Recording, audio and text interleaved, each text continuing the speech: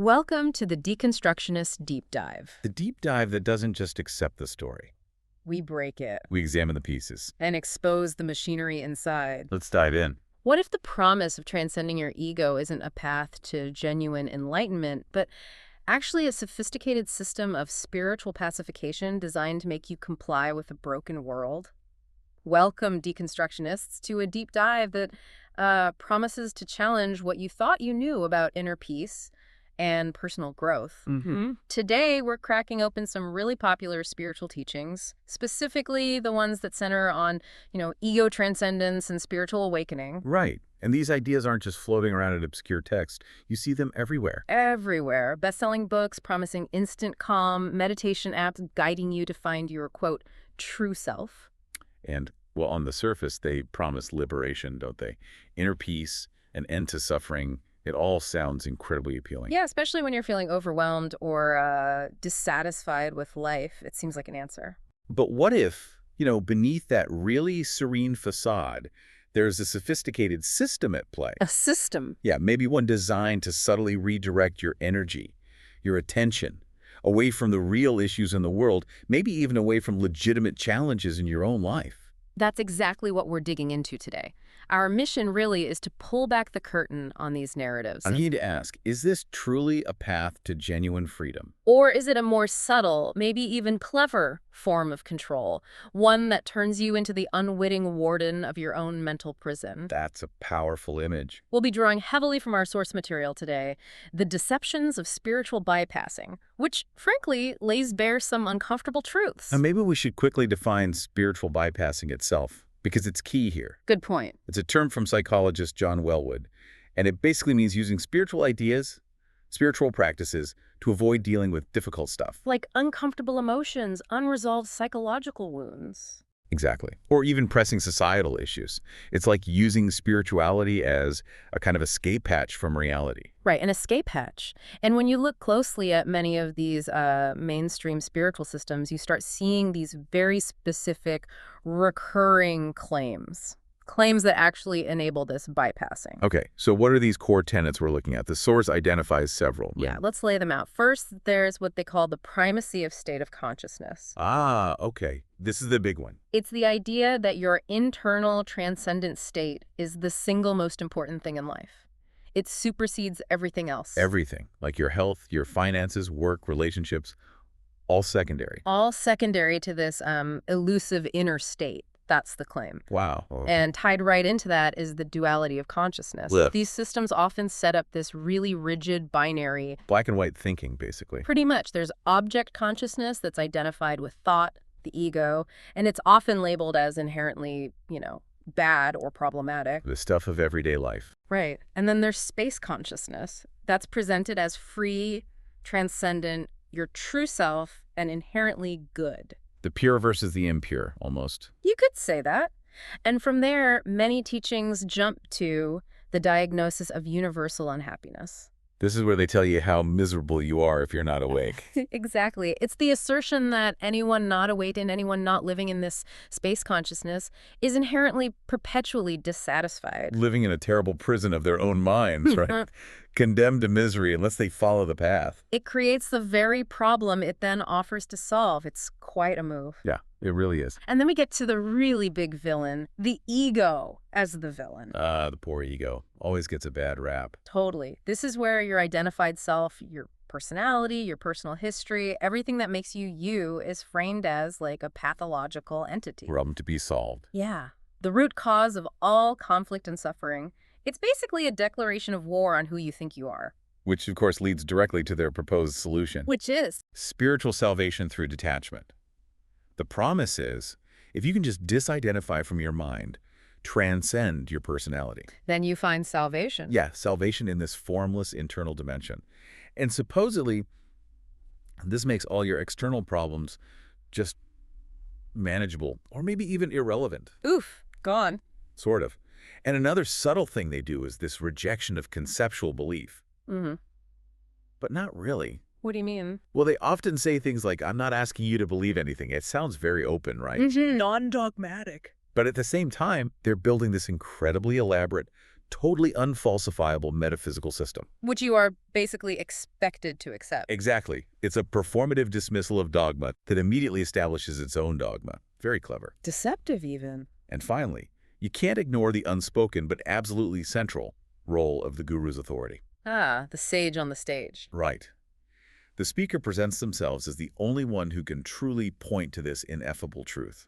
Their own monologues, often quite rambling. Become profound pointers to ultimate reality. You got it. It's quite a powerful cocktail of ideas when you lay it all out like that. It really is. And you can see why it's so compelling, especially if you're feeling overwhelmed by life, by society, by your own inner struggles. Yeah, it offers this deceptively simple internal escape route. The problem isn't out there, it's in here. And I have the map to get you out.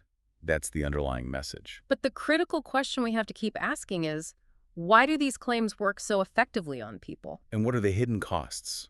The real-world consequences of truly buying into this?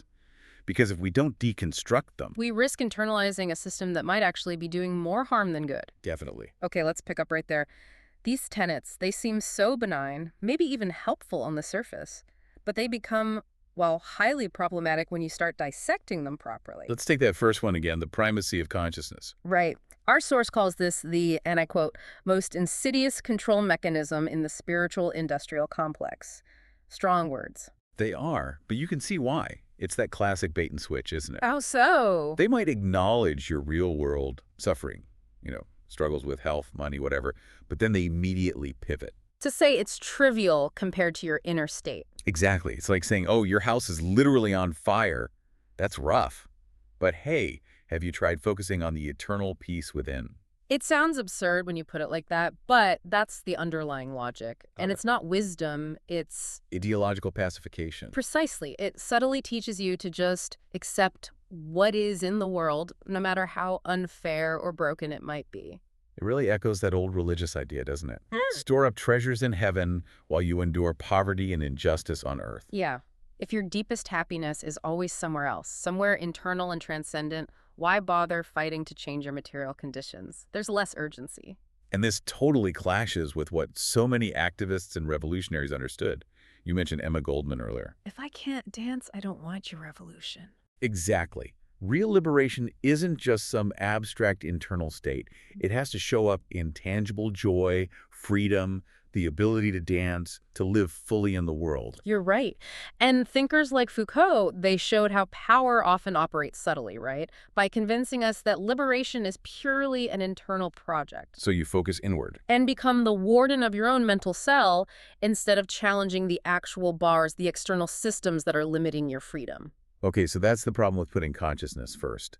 What about that sharp duality of consciousness they set up? Yeah, this metaphysical apartheid, as you called it, the dirty world of objects, thoughts, feelings, things. Versus the pure world of space or emptiness. It's basically a recycled Gnostic heresy, if you look back historically. Gnosticism, the idea that the material world is inherently flawed or evil. Yeah, that it's a trap, and true salvation comes from escaping it, denying it. It's a fundamental rejection of the fullness of life, of experience itself. It's such a contrast to someone like, say, Diogenes the Cynic. Oh, definitely. He wasn't trying to transcend the world. He was rolling around in it, literally, mocking Plato's abstract, ideal forms by embracing the messy reality. Or think about Nietzsche.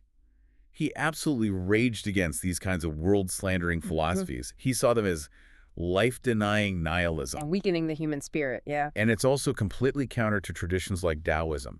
Wu-wei isn't passive detachment. No, it's flowing with the world. It's an engagement, a harmony that embraces the 10,000 things, all of reality, instead of rejecting half of it. It's about being present in the complexity, not escaping it.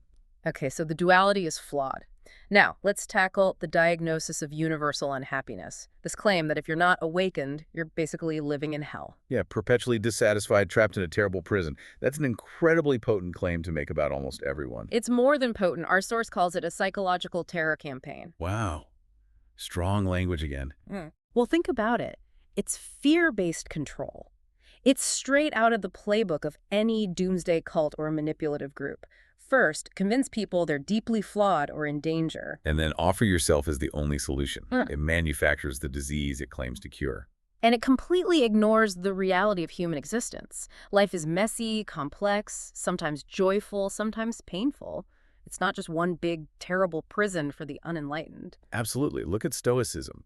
It acknowledges hardship as natural, unavoidable even. But finds fulfillment in virtuous action within the world, engaging with challenges, not running from them. In anthropology, like David Graeber's work, shows us humans have always found meaning and joy. In community, in ritual, in creative work, none of that requires detaching into some space consciousness. Okay, that brings us neatly to their framing of the ego as villain. The war on the self. Yeah, our source calls it that.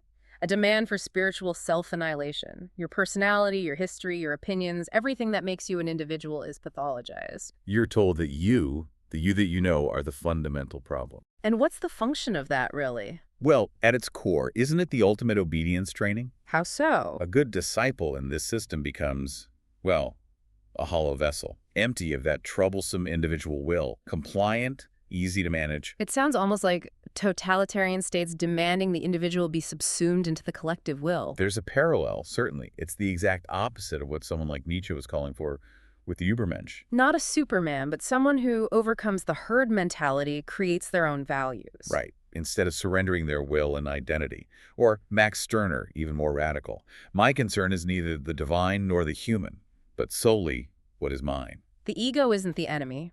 Maybe it's surrender to these external, often disempowering ideals is the enemy. That's a powerful reframe, which leads us to the promised land, spiritual salvation through detachment. The alluring idea. Find this internal space and poof, external problems lose their sting. It sounds nice. A buffer from the harshness of reality. Yeah, some might argue it's necessary, right? To avoid burnout from constantly engaging with suffering and struggle. Isn't there value in detachment sometimes? That's a really fair point, and it's definitely the appeal. Yeah. But what often happens, especially with what gets called spiritual bypassing, is that it morphs into something else. Like what? Like a kind of narcissistic withdrawal, a pulling away from collective suffering, from political struggles, from shared responsibility. So your boss is exploiting you.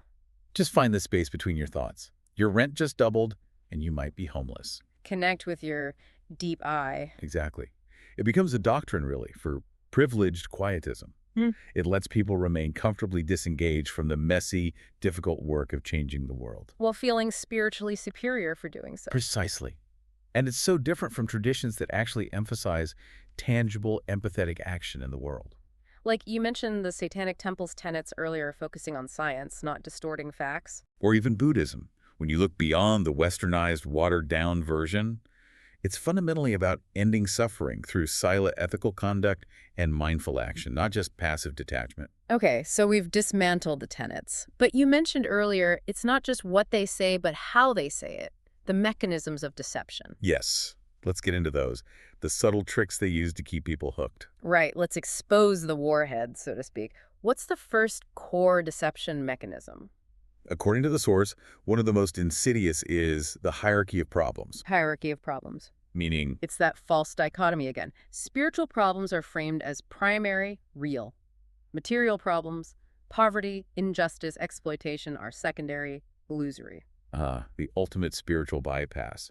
And who benefits from that framing? Well, the source points to a guru class, obviously, who sell the solutions to the primary problems, but also think bigger.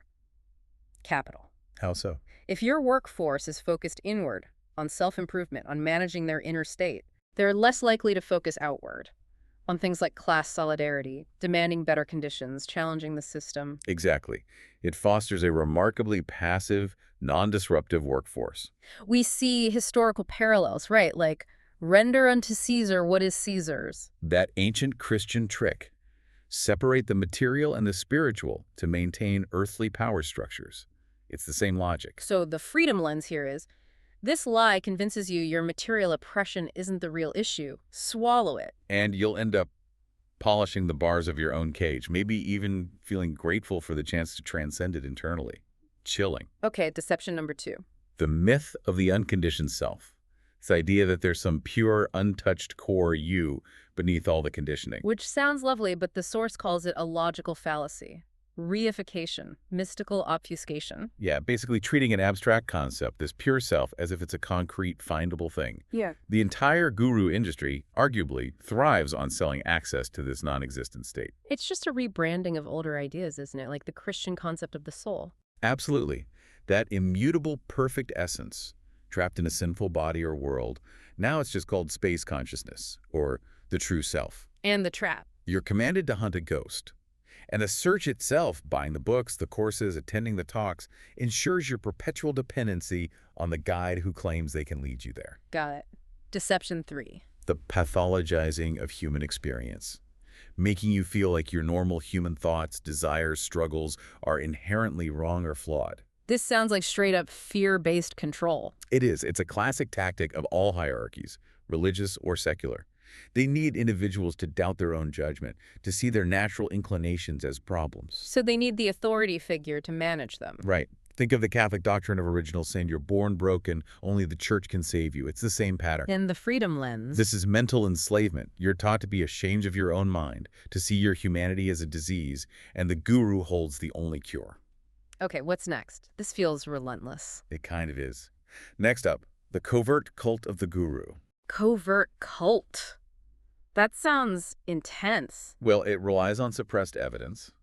You can't really question the guru's enlightened state and a powerful appeal to authority. It bypasses critical thinking entirely. And the power structure is these specific spiritual empires, right? The source mentions Eckhart Tolle, Inc. as an example. Exactly. Think about it. Every prophet, from Joseph Smith to L. Ron Hubbard, claims some unique, ineffable connection to truth. A truth that cannot be questioned, only followed. Right. And they might say, don't believe me, don't believe my concepts. But the whole performance. The dramatic pauses, the rambling talks, the way the audience laughs on cue. It's all designed to manufacture this aura of authenticity. It bypasses your critical mind entirely. You're not meant to believe their concepts. You're meant to worship their experience, which only they can channel. Which leads perfectly into the next one, the redefinition of freedom as passivity. Ah, yes. This is historical revisionism, basically, often twisting spiritual traditions to serve the status quo. Like how state-sponsored Buddhism was used in feudal Japan. To encourage acceptance of your social station. Yeah. Keep everyone calm and in their place. It's incredibly effective. So this freedom they offer. It's not freedom. It's learned helplessness packaged as enlightenment. True freedom is active. It's often disruptive. It's demanding. This is, well, the freedom of a well-tended grave, as the source puts it. Oof. Okay, number 6. The extraction of conflict from reality. Pure false utopianism. Meaning they pretend conflict doesn't exist or shouldn't exist? Or that is always just a sign of egoic consciousness, something to be transcended. This serves power structures that thrive on apathy. If conflict is always bad, then you won't engage in the necessary conflicts to create change. Exactly. Think about the popular idea of nirvana, this state of blissful nothingness, no desire, no struggle. But conflict, personal and political, is the engine of change. To remove it is to, lobotomize the human spirit. That's one way to put it. This philosophy demands a world without friction.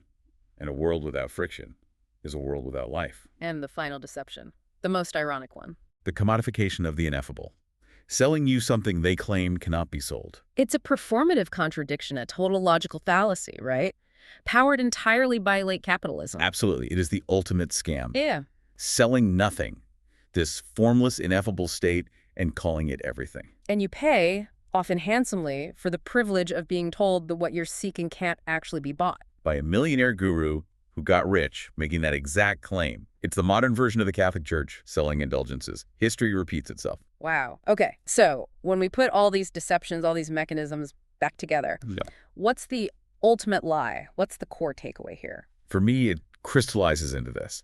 The lie that you're suffering is fundamentally a personal spiritual failure, a failure of your perception. A flaw in you. Yes. Right. And not perhaps a perfectly rational, understandable response to a genuinely messed up pathological world. It puts all the blame, all the burden squarely on the individual. Exactly.